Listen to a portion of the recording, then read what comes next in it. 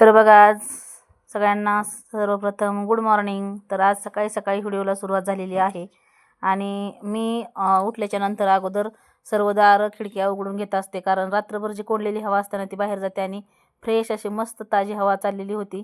तर म्हटलं चला तुमच्यासोबत सुद्धा ही झाडं मी लावलेली शेअर करू. तर आता बऱ्याच दिवस झाले झाडं मी तुम्हाला दाखवली नव्हती. तर इथं पहा, मिरच्याला पण छान फुलं आली होती आणि ते मी वांग्याचं रोप टाकलं, बी टाकलं होतं ना, त्याचीसुद्धा छान अशी बेबी प्लांट उगवलेले आहेत. आणि इथं शेंगाची झाडं मी लावली होती, गवारची शेंगाची झाडं. तर त्यालासुद्धा अशा अधूनमधून शेंगा येत असतात. तर मी 1-2 वेळा मिठाच्या तळल्यासुद्धा होत्या बरं का. तर इथं पाहू शकता जाई पण लावलेली आहे, त्या जाईला पण छान अशी फुलं आलेली आहेत. आणि ही मिरच्याची झाडं आहेत ना, अगदी कमरेपेक्षा वरती गेलेली आहेत, आपल्या एकदम अशी उंच उंच वाढलेली आहेत. आणि ह्याला ना भरपूर अशा मिरच्या लागलेल्या आहेत आणि फुलंसुद्धा लागलेली आहेत.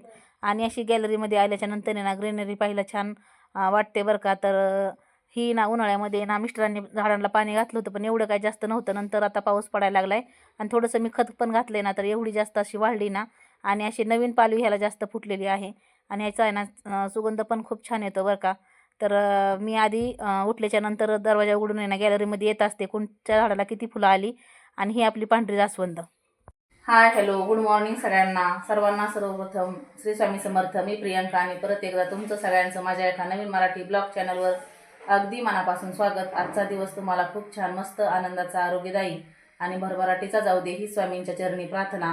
तर बघा आत्ता सकाळी 6 वाजलेले आहेत. माझी आंघोळ वगैरे झालेली आहे आणि आता आपली आंघोळ वगैरे झाली, देवपूजा झाली आणि आता ड्युटी आहे ती किचनमध्ये. तर सगळ्याच ताईंची अशी काही गडबड असते. आज शनिवार आहे, हाफ डे आहे, तरी मुलांना शाळा आहे, तर मग आवरून द्यावं लागतं.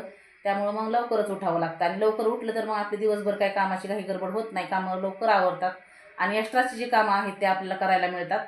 तर असो चला आता मी इकडं पाहू शकता तुम्ही कुकर लावलेला आहे. तर बघा आंघोळ वगैरे झाली आणि नंतर देवपूजा पण झाली आणि इकडे मी तुरी शिजायला घालायला घेतल्या, निवडून घेतल्या. तर छान अशा तुरी भिजल्या होत्या. त्यानंतर मग कुकरमध्ये 2 तांबे पाणी ठेवलं आणि त्यामध्ये चवीनुसार मीठ टाकलं आणि तुरी टाकून द्यायच्या त्यामध्ये मिक्स करून. आणि 1-2-3 शिट्ट्या काढून घ्यायच्या आणि एकदम पूर्णगत जर तुरी शिजली ना तर एकदम छान लागते याची भाजी. तुम्ही ज्वारीच्या बाजरीच्या भाकरीसोबत खाऊ शकता. आणि सुट्टी असली ना मी असे कडधान्य बनवत असते, मुलांना असे चुरून खायला आवडतात. तर मग माझं चाललं होतं सकाळचं हे काम. तर त्यानंतर मग मी घेतले पोहे बनवायला.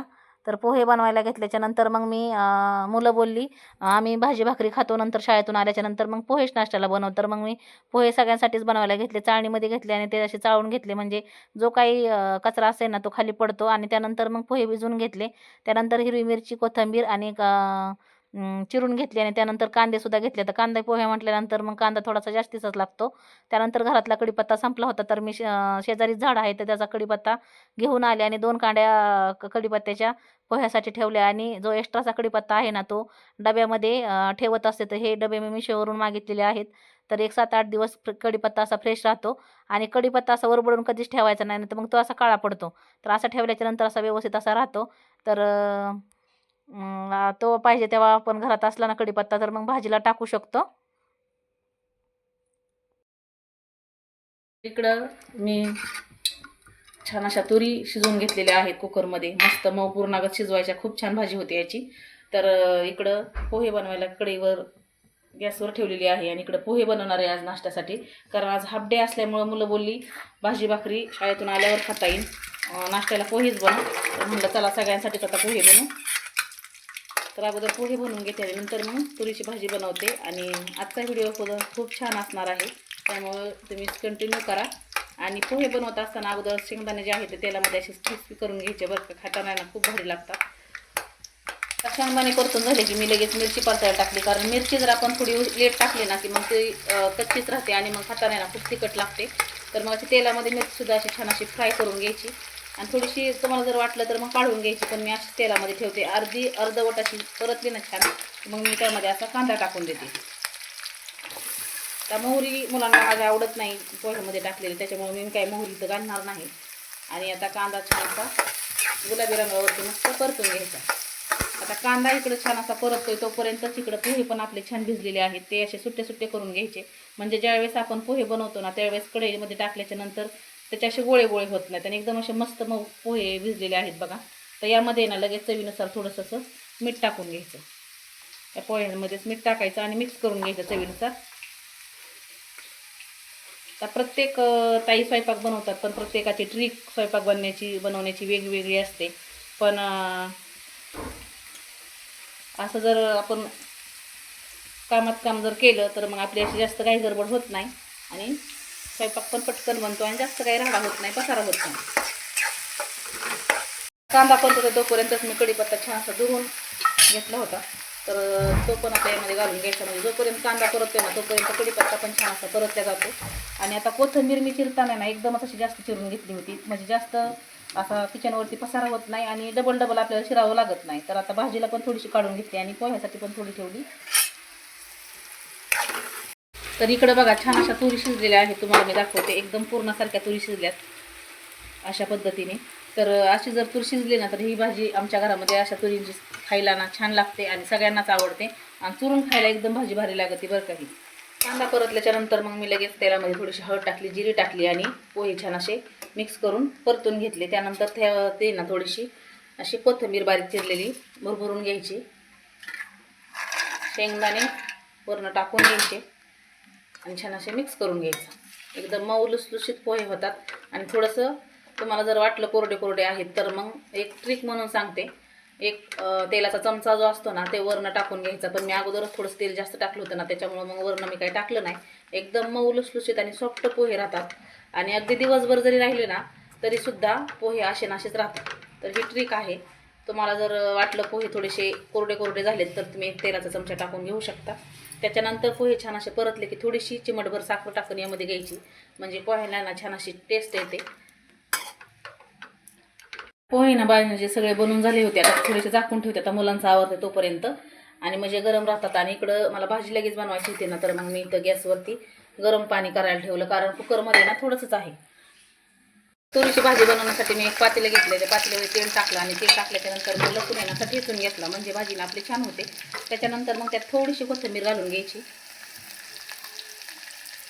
थोडीशी हळद घालायची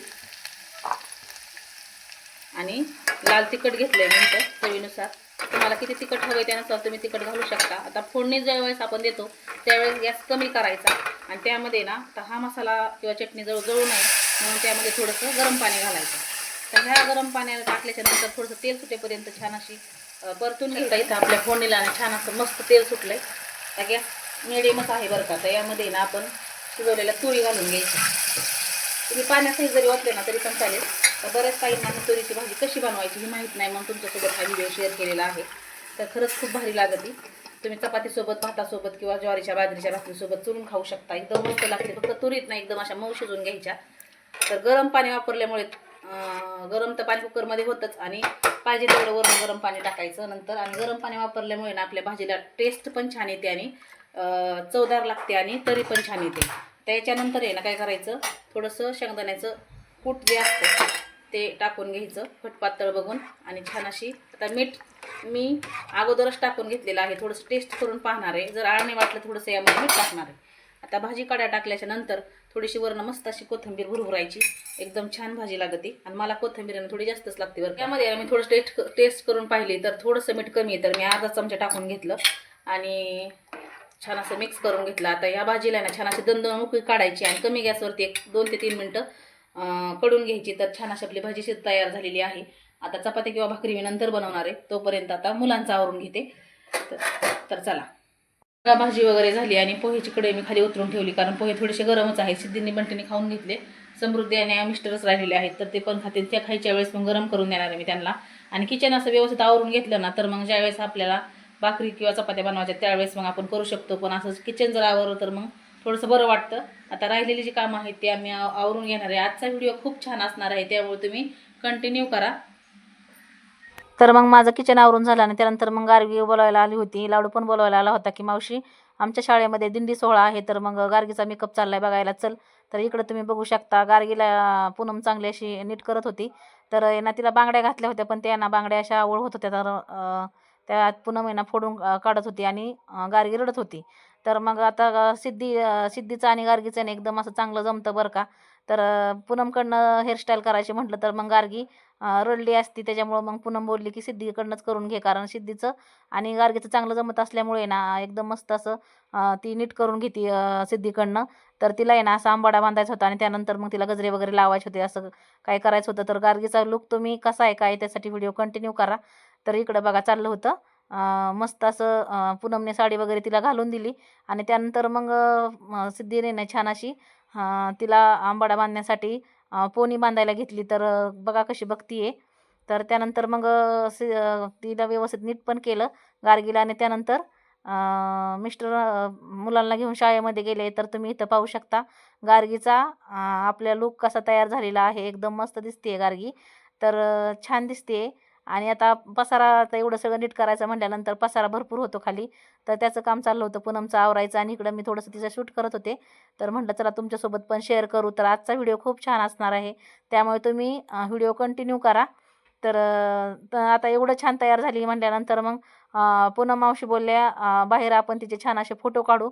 तर गार्गीने एकदम मस्त पोज देत होती बघा आणि खूप क्यूट दिसत होती. तर लाडू पण तिचा फोटो काढत होता आणि नंतर तिला आहे ना विठ्ठल रुक्मिणीची मूर्ती पाहिजे होती. तर पुढं कशी बोलतीये बघा. काय न्यायचं तुला? विठ्ठल रुक्मिणीची मूर्ती. बर बर देते, हा थांबा आणते. कशी बघती बघितलं का. इकडे ना गार्गीला गजरे लावायचं राहिले होतं बरं का. तर गजरे आणलेत, आता गजरे लावतीये पुन्हा आणि नंतर मग तिचं फोटोशूट थोडंसं करणार आहे आम्ही, कारण एवढी छान तयार झाली ती आणि खूप गोड दिसते. आणि विठ्ठल रुक्मिणीची मूर्ती माझ्याकडे होती तर मग मी तिला आणून दिली. तर भारी दिसते मस्त. हां हां तसंच लाव, छान दिसतात. तर मुलांचं असं काय करायचं म्हणलं ना तर आयांची धावपळ होती बरं का. तर सगळं काम सोडू नये ना, त्यांचंच आवरून द्यावं लागतं. आणि मुलांचं करता करता आपल्याला सुद्धा आपलं बालपण आठवतं बरं का. पण त्यावेळेस काय असं काही नव्हतं, आम्ही शाळेत जात होतो त्यावेळेस. पण आता भरपूर काही निघालंय. बसतंय का गजरे, बसतील का पण निसटणार नाही ना.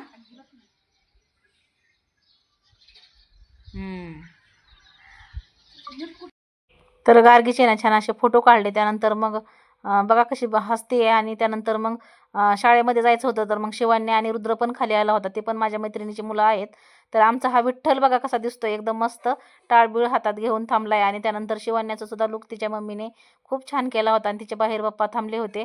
तर गजरे वगैरे लावून छान दिसत होती. त्यानंतर मग आम्ही निघालो गार्गीच्या शाळेमध्ये गार्गीला सोडवण्यासाठी.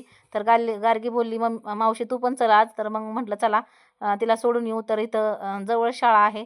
तर मी आणि पूनम तिला सोडवायला गेलो. तर तुम्ही इथं पुढं पाहू शकता एकदम मस्त छोट्या छोट्या मुली आहेत ना, गजरे वगैरे लावून साड्या बिड्या घालून मस्त रंगीबेरंगी छान तयार होऊन आल्या होत्या आणि खूप क्यूट दिसत होत्या. त्यानंतर छोटी छोटी मुलंसुद्धा कुर्ते घालून एकदम भारी दिसत होते. आणि आलो मग तिच्या शाळेमध्ये. तर तुम्ही इथं पाहू शकता मुलं एकदम छान असे झोपाळे वगैरे खेळत होते आणि खरंच खूप दिसायला भारी दिसत होतं बरं का. तर म्हटलं चला आता गार्गीच्या शाळेमध्ये जाऊ. तर मग दिंडी निघायला थोडासा उशीर होता, त्यामुळे मग आम्ही तिला सोडलं आणि घरी निघालो.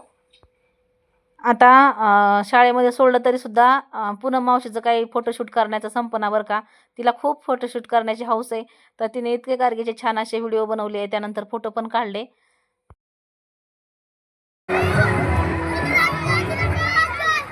गार्गीला आम्ही शाळेमध्ये सोडलं, नंतर घरी गेलो. घरची कामं जे असतात ते धुणं भांडी सगळं आवरलं आणि आता दिंडी निघाली आहे. थोडासा टाईम होता दिंडीला, तर मग आलो दिंडी वाट लावण्यासाठी.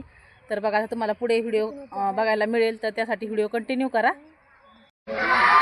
तर दिंडी शाळेतून निघल्याच्या नंतर मग आम्ही तिथं जाऊन थांबलो होतो ना. तर मग थोड्याच वेळात दिंडी पण आली आणि सर छान असे मुलांना घेऊन पालखी घेऊन चालले होते बघा. तुम्ही पाहू शकता एकदम भारी वाटत होतं आणि खरंच खूप छान तयार झाले होते सगळे मुलं आणि रामकृष्ण हरी असं विठ्ठल विठ्ठल म्हणत सगळेजण चालले होते. तर व्हिडिओ पुढे कंटिन्यू करा. आणि हा पालखी सोहळा पाहायला खरंच खूप भारी वाटत होता बरं का.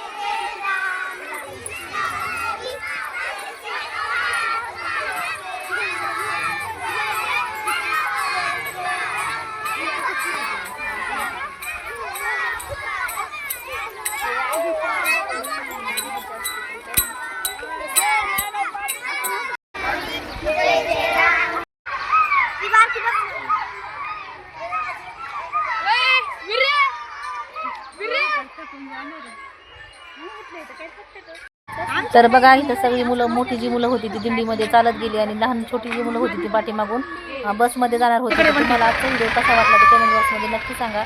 अशाच एका नवीन व्हिडिओसह भेटू. तोपर्यंत सगळ्यांना रामकृष्ण हरी.